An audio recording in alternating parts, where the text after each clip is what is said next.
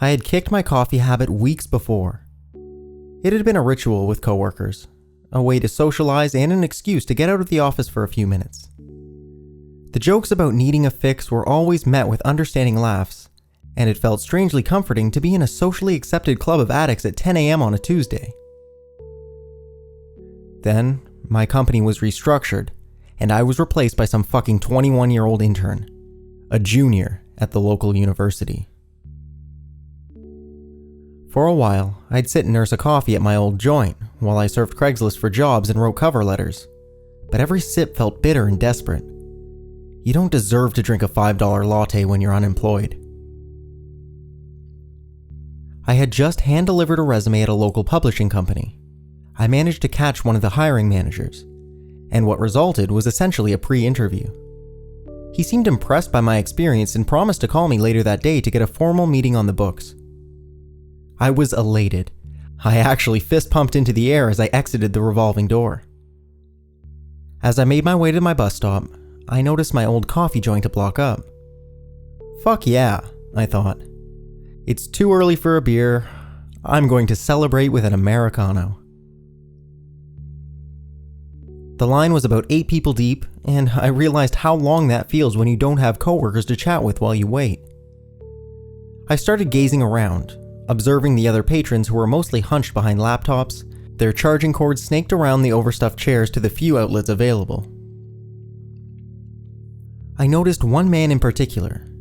Even from a distance, I could see the frosted, swollen eyes of someone who hadn't cried tears that were brimming at the surface. Seeing him brought down my mood. I looked away and admired the barista, with a beautiful and intricate updo. Total overkill for a minimum wage coffee gig. I figured her for an aspiring actress. There were only 2 people left in front of me when I overheard someone say, "Greg?" I looked over to see a disheveled-looking hipster addressing the forlorn fellow I had noticed earlier. "Yeah, Greg Bannister. And you are?" "I'm a courier, sir. These are your divorce papers." He was gone in an instant. Suddenly, the line in front of me had disappeared. I shuffled in front of the barista to place my order, a little distracted. I must have kept glancing over at Greg because as she handed me my change, she said quietly, "It's really sad. He used to come in here with his wife nearly every day and read the paper together. Suddenly, he started coming alone. I guess now I know why." She must have overheard as well. It was a small coffee shop after all. As I waited for my tall Americano, I found I couldn't avert my gaze from Greg. Something about him. His eyes caught mine and instantly widened in recognition, then narrowed in confusion. "Tall Americano with room. Have a great day." I grabbed my coffee and saw Greg cautiously waving me towards him. I walked towards him with similar caution. I felt every follicle on my body stand up. A terse laugh of disbelief accompanied his slowly shaking head. "This is going to sound crazy, but I had a dream about you last night. Do I know you from anywhere?" I suddenly understood the cliche of getting a chill up your spine. I could feel it travel all the way to my scalp. "I don't think so." He shook his head as if to jumble something beyond recognition. He paused and stuttered for a second, still shaking his head. "Maybe I'm crazy, but you should avoid crossing Everett Street at 2nd. I don't really remember walking away. I'm certain I seemed quite rude. As I approached Everett and 3rd, I started walking more slowly. My bus stop was at Everett and 2nd on the opposite side. Superstition had got the best of me and I turned around to cross at 3rd. I noticed a sharply dressed young man, couldn't have been older than 21, step into the intersection at 2nd, talking on his cell phone. I continued to look at him as I stepped off the curb on 3rd. Much like I had been with Greg, I was mesmerized by him. That's when I heard the screeching tires. The bus was skidding sideways through the intersection when its back tire made contact. After a flash of shiny, sickly beautiful scarlet ribbon splashing through the air, a severed arm lay on the pavement as people began shrieking. That would have been me, if it weren't for Greg. I spent the next 2 weeks having horrifically vivid dreams about what happened that day. I understood the look in Greg's eyes when he warned me of his prophetic vision. He had seen what I had that day. I slept maybe 2 hours a night, and only when I was exhausted to the point of delusion. I couldn't bear to keep seeing the carnage over and over, knowing that if I hadn't stopped for that coffee, it would be my body splattered across the intersection. Finally, one night, I drifted off and dreamed of something else. I dreamed of Greg. I saw him vividly, in a cold, white and sterile clinical setting. He was in a hospital gown, and had that same look of tempered anguish that drew my eye to him that fateful day in the coffee shop. There was a voice speaking to Greg, but I couldn't see where it was coming from. I could only see Greg. Stage 3 colon cancer. Terminal. Hopefully a couple months. Greg's eyes brimmed over with tears, and I awoke. The next morning, I knew I had to find Greg. He had saved my life, and clearly I now had an obligation to save his. I never believed in any voodoo mystic bullshit, but something told me that Greg and I had some weird cosmic connection. I owed him my life.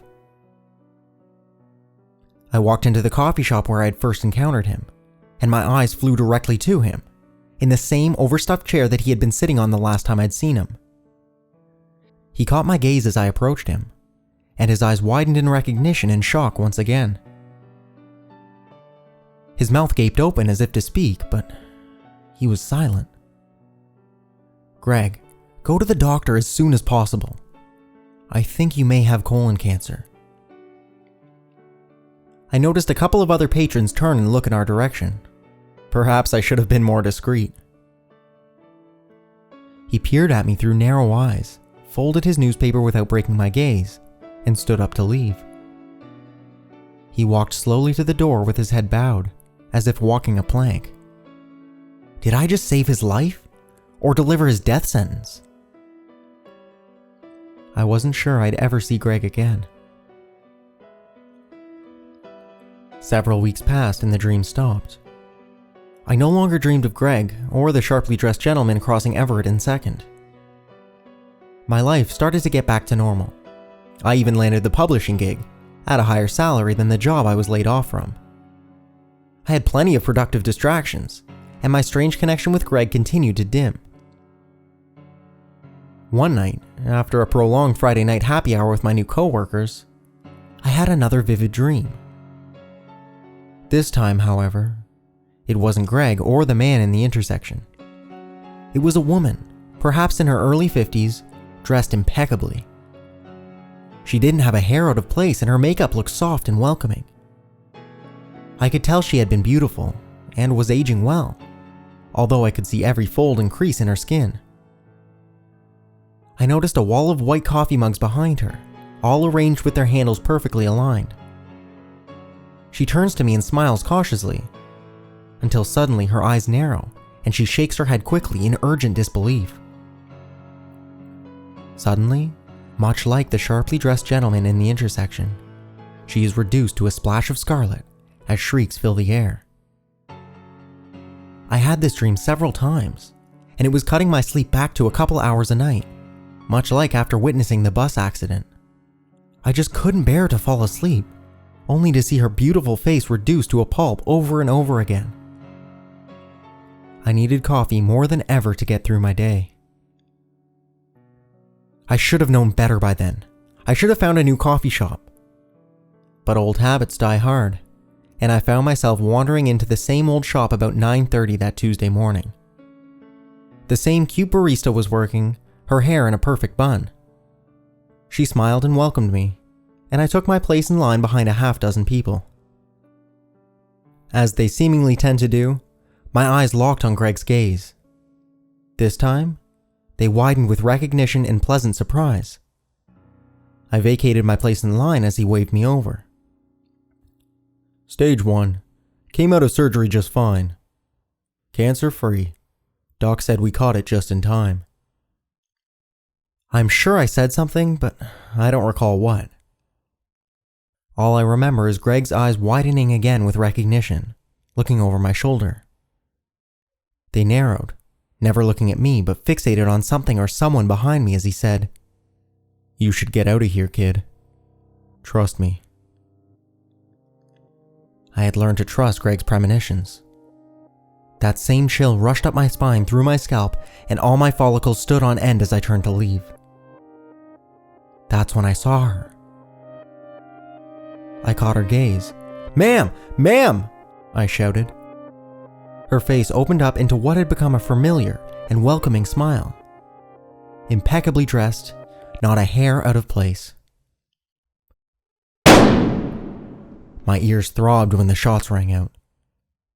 When I looked up, sickly beautiful ribbons of scarlet were slowly dripping down the perfectly arranged display of white coffee mugs as the shrieks filled the air.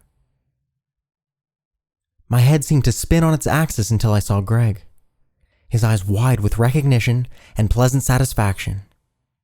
He looked forward unblinking. "No, I won't sign the divorce papers,"